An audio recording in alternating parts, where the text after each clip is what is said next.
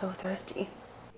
I don't know what's going on here. I'm just trying to fix my bangs. Hello! Okay, so I'm starting this off by explaining to you what actually goes down at a 10-day Vipassana retreat, which I hate calling it a retreat because it makes it sound like it's relaxing when it is not. It is actually probably the most difficult thing I've ever done in my entire life. Okay, let's talk about food because I think this is a really big part of a lot of people's experiences.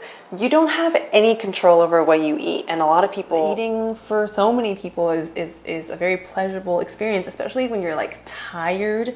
You get pretty hungry and you want something to look forward to. So it's just interesting because it really helps you examine your relationship with food, think about how dependent you are on food all the time. Like I think about food constantly, right?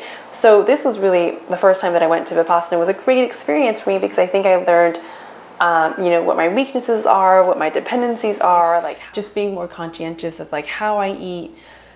And that's just like an added bonus of what you get out of the experience. All right, next I want to talk about what happened for me within those 10 days while I was there. Some of the really weird, crazy, trippy experiences that I had. All of my senses got super heightened. I mean, like, I seriously felt like I could see better. I felt like I could hear better. Like, there were times where I would look at something like the wood carvings in the door, or like I remember thinking about my towel, like looking at like the little fibers of my terry cloth towel, and just like really, it was almost like I was stoned.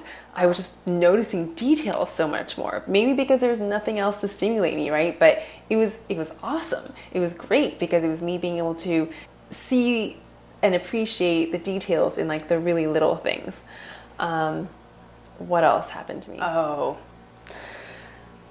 you feel every single emotion.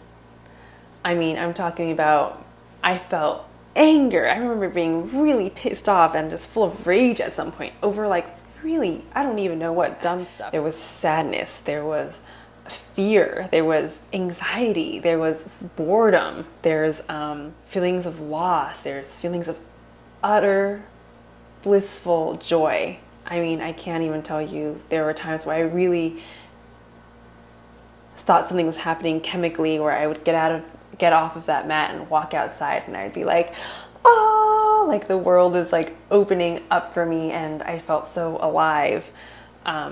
It's just interesting though, because no one day is the same. It's a whole mixed bag, and if you're doing great one day in terms of meditation, you might wake up and feel like crap the next morning, which is, it's all good. But it is interesting that you have like the array of everything.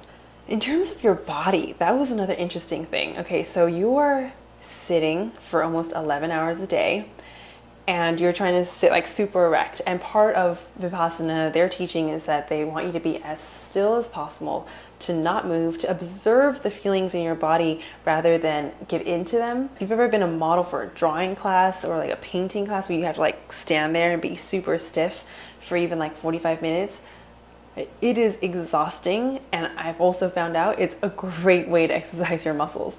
I was so achy and like I just hurt all over. So I think that really like works out your muscles or something, because like during breaks you're not really supposed to exercise, but I did. I was trying to do push-ups and I was working on my headstand and I was stretching a whole bunch.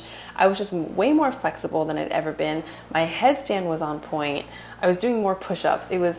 I don't know, it was crazy what was happening to my body. I also think intermittent fasting had a lot to do with that, because you don't have dinner, right? So you go for like long hours, a huge stretch of time without eating, and they say that intermittent fasting can be really great for building lean muscle without even having to exercise. And so that was really cool. So another thing that happens is that you start to feel understimulated. Obviously, right? Like this, there's boredom, but there's also understimulation. There's no TV shows, or there's no music. I remember missing music a lot, and I would like sing and play songs in my head over and over again. But it's a completely different feeling. Most of the time we're totally overstimulated with like street signs and cars and advertisements, Facebook, blah, blah, blah, blah, blah. This is a totally different feeling. It's almost like you're kind of shedding your habits of like what you're used to taking in so much, and then you get to a point where you're just like bored because you're like, okay, where's all that stimulation? And then if you can get past that boredom, you get quiet. It's like all this dust that's floating up in the air, and then suddenly it settles, and then it settles, and then it settles, and then it's still. And then I think that's kind of where like the cool stuff happens, when you get really still. Right. It's like when you get still enough to not be listening to what's going on the outside, but you get to hear what's going on the inside, what's happening in your gut, like what you feel in your intuition. Okay, so these are the things that I learned within the 10 days that I was there. Of course, it's different for everybody. So I think temper your expectations. I do think that you'll probably end up working on the things that you need to work on most. But some things that I think are probably pretty common are I developed my patience. Oh my God, how could you not, right? You're sitting there for freaking 10 days. You learn to just be without having to expect anything or needing anything. I guess it's what you would call equanimity. I developed my empathy. There are people who I guess would just like really annoy me when I was there, that I noticed more that I probably wouldn't notice under normal circumstances because I'd be distracted by something else. But I would like pick up on one thing and just hone in on that. And there was like a lot of farting going on. You're in this room all day and you like get annoyed, and something happens in those moments where life is just more still. And you're suffering, right? And all these other people are suffering with you as well. And I think something about that also just helps you develop more empathy within you. Okay, so I want to read an excerpt from an email that I wrote to my friends after I got back from Vipassana the first time. It documents one of the more sort of poignant and profound moments that I had while I was there, having to do with my mother, actually. And if you've been following me on Instagram or social media, you know that a lot of my journey has been about being a caretaker for my mother, or rather just growing up with a mother who's been ill for most of my life. And instead of trying to articulate it over again, I thought it'd be easier just to read. So in one of the most visceral life experiences I've ever had, it was almost like my body, mind, and soul came in sync with one another right when my pain hit a climax. But as I continued to focus on my breath, I had the realization that my mother's pain, like all pain and suffering in this world, is impertinent.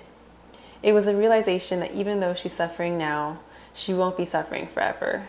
That our lives are short, and one day, like everything else, she is going to pass too, and she won't have to suffer anymore. And that brought me a lot of relief. It was one of those thoughts that was just so simultaneously heartbreaking and beautiful to me. And I found myself bawling in a dead silent room of 100 people, all of whom I'm sure were working through their own shit. The thing is, this was exactly the perspective I needed to help me accept my mother's illness in a way that liberated me. We all know that pain is part of life, but experiencing such acute pain in real time and then learning how to accept it helped me understand that pain and suffering are okay. If we can learn to be non-reactive and equanimous and accept pain as simply what it is, it eases the suffering that we're usually trying to avoid. I know that we all know this on an intellectual to some degree, but to experience it physically and viscerally really ingrains it into your whole being. So I think that kind of sums up a lot of my experience at Vipassana and what I took away. I never thought that I'd be sharing that so publicly with people, but now that time has passed and I see how it was really beneficial for me and how that's really informed how I try and move through the world every day, I thought that it was relevant to share, and I'm hoping that'll be helpful to some people. All right, so that in a nutshell was my experience at the Vipassana 10-day silent meditation.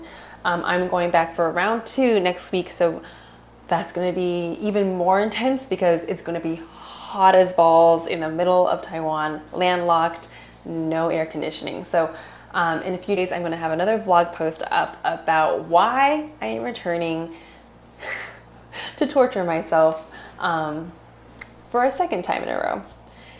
I think it'll be interesting. Thanks for watching. Bye.